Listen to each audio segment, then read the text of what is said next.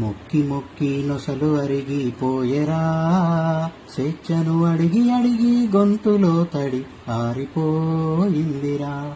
వేల ఏండ్లుగా బాధ తీర్చని బండలో నిన్ను మొక్కినం, నువ్వు కదలికెరుగని రాయివన్న సంగతే మేం మరిచినం.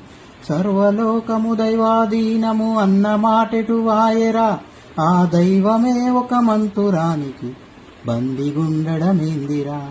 వేల ఏండ్లుగా మూఢనమ్మకాలవలను విసురుతూ మతము సిచ్చును మనకు వెడుతూ మనుషులను విడగొట్టిరి.